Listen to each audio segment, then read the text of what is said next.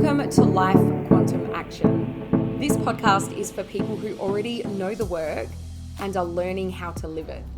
We talk about identity, business, money, leadership, and what it actually takes to stay with who you're becoming when life applies pressure. I'm Carly, and I am so glad that you're here today. And I got a feeling that this episode is going to resonate with you. I feel that you are going to have your own version of what I'm about to talk to today. 12 takes, a filtered face, and the pattern underneath it. When I first started showing up on social media, so I'm talking like back in 2019, 2020, when baby coach Carly first had this idea and this thought of like, hey, I've been doing all of this work. Maybe I can share this with the world. Maybe I can actually start having the impact that I've always said that I want to have, because I've got this beautiful opportunity now where, I'm not going back to my corporate job. Maybe this is the thing that I'm meant to do. So I started to show up on social media. I started to create content. And in those very early days, I would record stories and play them back to myself and critique them with a fine-tooth comb, and ultimately end up deleting them and then recording them again.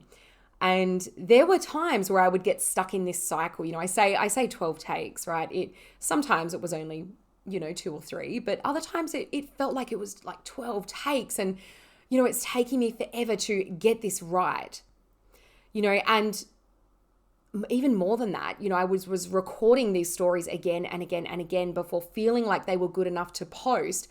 But I would also go one step further and filter the absolute hell out of my face before sharing anything. And in those moments, it was like, I just felt like what I wanted to share, what I wanted to post, me as I was, it just was never quite good enough. And I thought that, maybe it was a confidence problem, right? Which maybe if you have got your own version of this, maybe you're just kind of feeling like, oh, I'm just not confident. Like I don't have the confidence to be able to show up and do this. But the thing that I ultimately ended up understanding was that it was not a confidence problem. It was a deep underlying self-concept and identity problem. And more specifically, over the years of work, I suppose, that I did, it was the story that was running for most of my life, and that feeling or that belief that I wasn't quite good enough, or I wasn't quite worthy enough. I wasn't quite special enough to have people watch me, or to be, seen as like, hey, wow, Carly, you're a really good coach, or you're really good at what you do. And the thing about that, I guess about that story, is it wasn't just playing out on camera, but it was playing out in every part of my life, right? Because how we do one thing is how we do everything. And when we have a pattern or a story running underneath the surface that's impacting one area of our lives, then chances are it is impacting every area of our lives. And even just, back in that period of time, early 2020 or whenever it was, I also started my podcast. In fact, I think that was late 2019. And very similar patterns were playing out there. So I would sit down and I would start to record my podcast. I would start, I would introduce it. I would talk about whatever the topic was, and I'd stumble on a word and be like, nope, that's not good enough. That didn't sound good enough. So I'd delete it, and then I would start again. And so that same story was playing out in different areas in my business, but also in all other areas, right? So in the corporate world, prior to starting my business, I was always put into new roles, into, different teams to kind of steady things, plug holes, turn something around, whatever it was that the business needed. And so that always showed me, right? It's like, okay, they think that I'm capable. I know that I'm capable. But at the same time, I never once asked for my income to change, for my salary to change. I was on the same salary in this corporate role for like 5 or 6 years or something. And it wasn't that I didn't want more money, of course, but there was somewhere underneath everything that I just didn't believe that I was good enough to ask for it. I always thought that, you just take what you get, Carl. You be grateful for what you get, even when my role had changed. even when I was doing, 3 people's jobs, I knew that I was good enough to do the work, but I just never felt that I was good enough to get paid properly for it. And so even beyond that, there was the money story that ran even deeper, right? The belief that nice things or, real like fuck you money, beautiful homes, the kind of life that, looks like it's in a fucking magazine, that type of life was for other people. For other people who were somehow better than me or more than me, more deserving, more enough than me, right? Not better people necessarily, just it was like more of something that I didn't have. And so I spent all of these years putting other people and these things on a pedestal because I didn't feel that I was special enough or chosen enough or deserving enough. And of course, I was not walking around consciously thinking these things, but it was under the surface. And what do we know about those under the surface subconscious stories and beliefs and patterns is that they're running everything. They're the ones that we need to uncover and actually understand. It's not the conscious stuff. The conscious stuff's only 5% of the equation. It's the other 95% of the stuff and the beliefs and the programs that are running under the surface that are actually creating our lives. And I was creating a reality that matched exactly all of those beliefs and all of those fears and feelings. And so again, when I started obviously showing up on social media, it was showing up. I started showing up in the podcast, and those beliefs and those feelings and those programs were all running the show. Then actually started working or putting myself out there to work with clients. And it was showing up again, but in just, dressed slightly differently. It was like, why would somebody choose me? Aren't there better coaches out there? Like, aren't there people who are more qualified? Aren't there people who are more experienced, more anything else than you, Carly? So just as I had started out, my social media content, filtering my face, I would start filtering my written content in exactly the same way. Holding back what I thought, not what I thought, what I wanted to say, thinking that wasn't enough. Or thinking that if I said something that was slightly different to, the narrative out there, that wouldn't be seen as good enough, because who is Carly to actually share something a little bit different? And it was like anything that I wanted to share just never felt quite right or quite good enough to be able to post it raw.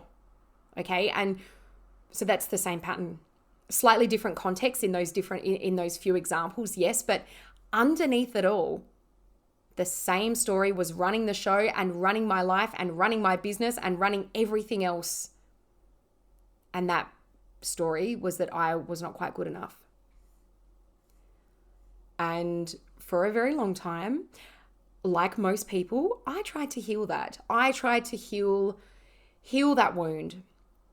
I went looking for the root of it. I really thought that in order to heal it, I've got to understand where it comes from, right? So I, again, did what most people do. I sat in it. I processed it, gave it a bit of space. I went and I did NLP and my master practitioner and all those things, not necessarily just to heal that, but of course that was, part of my practice, right? Was to try and actually heal this wound. But what I actually really noticed was that every time I went back into that story to try and understand it or examine it or process it, whatever I was doing, just basically reliving it, I was doing exactly that. I was reinforcing that story. I was giving it more airtime. I was giving it more attention. And I was allowing it to, even make those roots even deeper, that was my identity, that was who I was. And I was likely getting something out of it too, not consciously, but I was likely getting something out of it. Maybe there was some safety, or maybe there was some familiarity, or something that I was getting out of that. It was keeping me safe in some way. But something that really landed with me when I did NLP was that when we repeatedly return to a story or an experience, when we're not just remembering it. We are reliving it. So your brain doesn't know the difference between thinking about a memory, something that happened, and then actually experiencing it again. And so every time we relive those moments, like let's say those moments that we didn't love, those moments that were challenging, those moments that were hard, those stories, every time we relive those, we are literally just reinforcing that neural pathway, deepening the groove, and making it even more real. And so that story wasn't getting smaller from all that attention and all that focus that I was placing on it. It was getting stronger because where focus goes, energy flows. And then something else landed.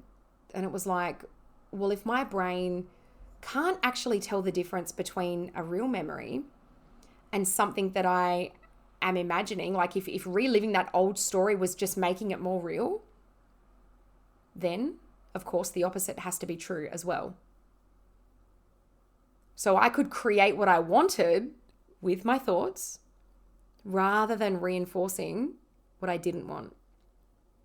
And so the way that whenever I talk about this, the way that I imagine it is like, imagine that you are hiking and you're walking on a path that is used by hikers all day, every day. What happens is that the groove in the ground gets deeper and deeper and deeper the more that people are hiking up that trail. Okay? And that's the old story, right? The more we relive it, the more we walk down that, walk down that path, it's just getting deeper and deeper, and it's really settling into our brain. So what we get to do is we get to take a new path. We get to take the road less traveled perhaps, and we get to choose a new path. And we start walking and hiking on that path. And to begin with, the groove is not very deep. It's just flat ground because it's not familiar yet. It's not known. But as it, gets more known, like more hikers start using that path, they start using that trail, the groove starts getting deeper. The more you start reinforcing the story that you want, the life that you want to live, creating future memories, you start walking on those, and people keep walking on those, that groove gets deeper. And all of a sudden, the old path isn't getting used anymore, but the new path is getting used all the time. The new path is what becomes the new normal. Okay, and we create that with repetition. So when I realized that, and when that really landed with me, I was like, okay, choosing, I can choose. And that started to feel like the most powerful thing that I could do. Rather than continuing to try and heal my way out of it, I decided that I was going to choose my way out of it. Because it was just a story, and stories can change, stories can be rewritten in every moment. And so that shift for me really happened during my NLP training. And I realized, it wasn't just I had been given more information and realized something in my mind, but it was a lot deeper, right? When something really lands with you, I realized, and it landed, that this belief that I was carrying, that I had been carrying, this whole I'm not good enough story that had shaped so much of my life, it was just a story. It was not the truth, and it was not a fixed fact about me, who I am, who I was. It was just a story. But the thing is that I had continuing telling that story, and I was retelling it and retelling it and retelling it, and unknowingly living inside of that story. And the more I told that story, the more airtime I gave it, the more I was focused on it. Even though I didn't want it to be the truth, I was still focused on it. And so manifestation doesn't discriminate whether you want something or not. It's how much you focus on something and how much you are being that person. I was still being that person who wasn't good enough. And so, of course, it seemed real. But that was when I realized, it was like, okay, if that is just a story, I can choose a different one. I could choose a different one. And that was when I have this feeling of like, taking my power back. And it wasn't because it just didn't feel true anymore. Or it wasn't because I suddenly felt like, oh, I am more than good enough now. I am good enough. Of course I am. But it was because I truly started to understand that the feeling, that me feeling good enough wasn't the signal that I had to wait for. I didn't have to wait. I just had to make a different choice. And so let's be very honest and very real about what this looked like in practice, because it didn't just shift overnight. It didn't necessarily feel like a massive breakthrough, although there was this big like, oh, wow, okay. I'm writing this story and I just keep retelling it, and that's why it feels real. But it wasn't this like massive, breakthrough and this like whole like, oh my God, I'm healed kind of feeling. But it was more like I knew in that moment that I could start choosing a different assumption and start repeating that new assumption over time. And so when that thought of, why would they choose me? When that thought came up, I stopped engaging with it as though it was true. I didn't allow it to spiral anymore. I didn't allow it to take over me. Whereas, back prior to that, like I would have had that thought and I would have let it stop me from doing what I wanted to do. I would have let it really dictate my actions, which of course dictates my results. But I just refused to stop engaging with it. Like I didn't try and fight it. I didn't argue with it or anything like that. But I chose to stop giving it authority and airtime. And so instead, because I was choosing to not give that thought any authority or airtime, I chose a different assumption. And the assumption that I chose was, I am already the version of me who is more than good enough. And so as a result, over time, the filtering of my face, the multiple story takes, the stopping and starting and redoing the podcast again and again and again, it all just kind of started to fall away without me consciously deciding to stop that. But I had consciously chosen a new assumption, which then allowed those behaviors to change. And I started worrying a lot less as well, like not caring, but I started worrying a lot less about what people would think. Whereas back in the beginning, it was like, oh my gosh, what is somebody going to think of me if I say the wrong word, or if I have got a fucking pimple and I'm showing up on video, right? I literally just started to assume that people think the best when I show up. And it wasn't because I had proof of it necessarily, or like enough like positive feedback. But I chose to assume within myself before I had the evidence. I chose to try on that new identity before it felt natural. And eventually, because I stayed in that assumption long enough, it started to slowly become my baseline. And this, I believe, is the key difference, the key distinction between healing and choosing. So my interpretation of healing is that it asks you to do all this work and to feel better, essentially, before you move.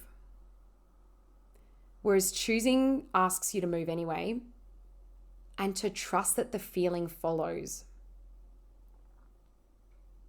To trust that when you move, the feeling follows. And in my experience, it does. And with the clients that I have worked with, it does. And sometimes it doesn't happen immediately. Like, as I said before, like it didn't necessarily happen overnight. This was a practice. And that was the very early days of my practice. But it always follows. The feeling always follows you choosing to move anyway. But you have to persist. You have to persist because it doesn't change without that repetition of continuing to choose. And some people will say like, oh, like, if you don't manifest what you want, like just decide. And I get it, of course, like in at its simplest, if we distill it down to its most simplest version, manifestation is you choosing who you desire to be and persisting in that and assuming that that's who you are, and then your 3D world follows, of course. But if it was just as easy as just, oh, I've decided and that's it, that's who I am now, and then going about your day, we would all be doing that. So we've got to make sure that it is a very conscious practice of repetition, repeating, choosing again and again and again, and noticing when that old voice, that old story voice creeps in.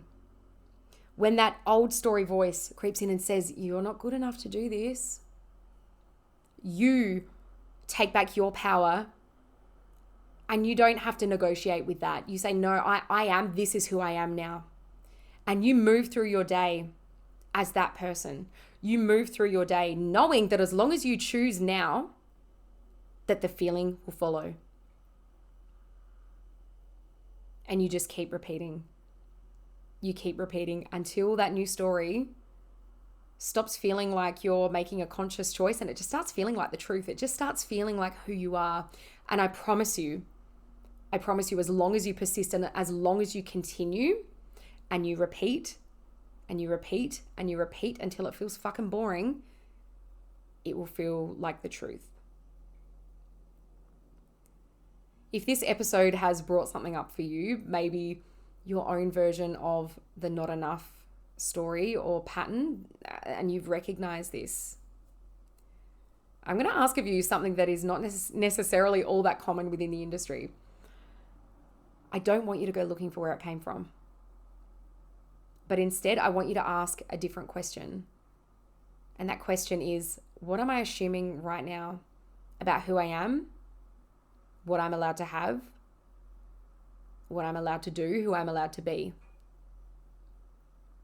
And is that assumption true? Or is it just a story that I've been telling myself for so long that it feels like the truth?